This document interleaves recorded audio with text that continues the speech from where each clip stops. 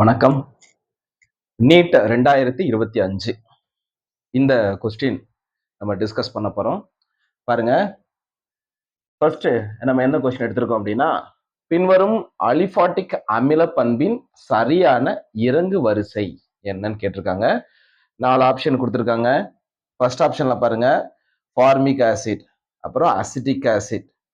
இங்க கொடுத்திருக்கிறது பாத்தீங்கன்னா, இங்க ஈரிணைய இல்லையா, ஈரிணைய கார்பாக்சிலிக் ஆசிட், இது மூவிணைய கார்பாக்சிலிக் ஆசிட் கொடுத்திருக்காங்க. பொதுவாவே இது மாதிரி அந்த ஆப்ஷன் கலந்து இருக்குப்பா. இப்போ இது எப்படி நம்ம ஆன்சர் பண்ணலாம்? ஒரு ஆர்கானிக் ஆசிட் எடுத்துக்கலாம், கரிம அமிலம் எடுத்துட்டோம்னு வச்சுக்கோங்களேன். அந்த கரிம அமிலத்துல அமில பண்பை குறிக்கக்கூடியது என்ன அப்படின்னா இந்த COOH இல்லையா, இதுதான் அமில பண்புக்கு முக்கியமான காரணம். எல்லா இடத்துலயும் பாருங்க இந்த கார்பாக்சிலிக் குரூப்புடைய வினைசியல் தொகுதி இருக்கு, C+OH. அதை நம்ம COOHன்னு போட்டிருக்கலாம், இல்ல இப்படி செப்பரேட் பண்ணி அதோடைய பிணைப்புகள்லாம் தெளிவு பண்ணி கூட எழுதிக்கலாம். எல்லா இடத்துலயுமே காமனா இருக்கக்கூடியது இந்த COOH. அதை தாண்டி அது பக்கத்துல இருக்கக்கூடிய கார்பனை என்னன்னு நீங்க பார்த்திருக்கணும்.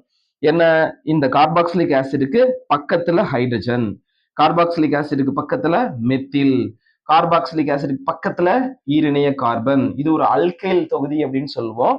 இது செகண்டரி கார்பன் நிலையில அதை வச்சிருக்கு. ஏன்னா இந்த கார்பனுக்கு 2 மெத்தில் பக்கத்துல இருக்கிறதுனால. இந்த கார்பன் பாருங்க, இது மூவிணைய கார்பன் சொல்லுவோம். இந்த கார்பன் மூவிணைய கார்பன், 3 மெத்தில் தொகுதி பக்கத்துல வச்சிருக்கு. பொதுவாகவே ஒரு ரிலேஷன் நம்ம படிச்சிருப்போம். என்ன ரிலேஷன்? அமில பண்பை அதிகப்படுத்துறது என்ன அப்படின்னா -I விளைவு, அமில பண்பை குறைக்கக்கூடியது என்ன அப்படின்னா +I விளைவுன்னு படிச்சிருப்போம். அப்ப அமில பண்பு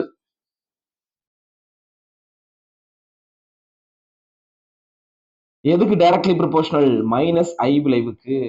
எதுக்கு இன்வெர்ஸ்லி ப்ரொபோர்ஷனல்? +I விளைவுக்கு. புரியுதுங்களா? அப்ப +I விளைவு எங்க இருக்கோ அங்க அமில பண்பு குறைஞ்சிருங்கிறான். பொதுவாகவே இங்க இருக்கக்கூடிய ஹைட்ரஜன் எடுத்துக்கங்க, மெத்தில், அப்புறம் இந்த கார்பன் தொகுதி எல்லாமே என்னது? +I விளைவு. அப்ப இதுல இருக்கிற எல்லாமே இந்த கார்பாக்சிலிக் தொகுதிக்கு பக்கத்துல கூடிய எல்லா கார்பனுக்கும் என்ன பண்பு இருக்குன்னா +I விளைவு இருக்கு. இப்ப நம்ம அதை வரிசைப்படுத்தணும்னா அமில பண்பு வரிசைப்படுத்திடலாம். அப்ப +I விளைவு எதுக்கு அதிகமா இருக்கும் அப்படின்னா, +I விளைவு எதுக்கு அதிகமா இருக்கும் அப்படின்னா மூவிணைய கார்பனுக்கு அதிகமா இருக்கும், அப்புறம் ஈரிணைய கார்பனுக்கு, அப்புறம் ஓரிணைய கார்பன், அப்புறம் மெத்தில் தொகுதிக்கு அதிகமா இருக்கும், கடைசியா இருக்கக்கூடியதான் ஹைட்ரஜன். அப்ப +I விளைவு எதுக்கு அதிகமா இருக்குன்னா மூவிணைய, ஈரிணைய, ஓரிணைய, அப்புறம் மெத்தில், அப்புறம் ஹைட்ரஜன். இதைத்தான் நீங்க பார்க்கணும். நம்மளுக்கு கேட்டுக்கிறது அவன் அமில பண்பை வரிசைப்படுத்தணும். அது என்ன வரிசைனா இறங்கு வரிசை. இறங்கு வரிசைனா என்ன? எது வலிமையான அமிலமோ அதுல இருந்து வலிமை குறைந்த அமிலத்தை நோக்கி நீ வரிசைப்படுத்தணும். ரைட்டா? அப்ப இங்க பாருங்க, +I விளைவு எதுக்கு அதிகமா இருக்கு? ட்ரெஷரிக்கு.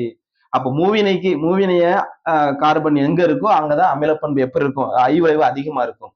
I விளைவு அதிகமா இருந்துச்சுன்னா அமில பண்பு என்ன செய்யும்? குறையும். ரைட்டா? அப்ப அமில பண்புன்னு வரும்போது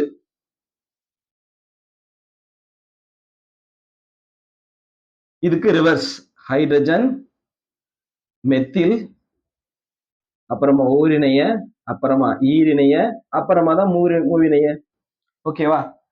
அப்போ இங்க பாருங்க, எதுக்கு அதிகமான அமில பண்பு இருக்குன்னா கார்பாக்சிலிக் COOH தொகுதியோட ஹைட்ரஜன் இருந்துச்சுன்னா அமில பண்பு அதிகம், அப்புறம் மெத்தில், அப்புறம் ஓரிணைய, ஈரிணைய, மூவிணைய. அதுதான் நம்ம இங்க எடுத்து எழுதியிருக்கோன்னு பாருங்க. இந்த கார்பாக்சிலிக் ஆசிட் பக்கத்துல ஹைட்ரஜன் இருக்கு, அமில பண்பு அதிகம்.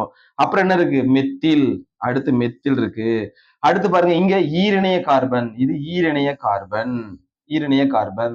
அடுத்து இங்க பாருங்க, இது மூவிணைய கார்பன். இது என்னது? மூவிணைய கார்பன். புரிஞ்சுக்க முடியுதா? அப்ப அமில பண்பு இந்த வரிசையில் தான் என்ன செய்யுது? இறங்குது. இது இறங்கு வரிசை தான்.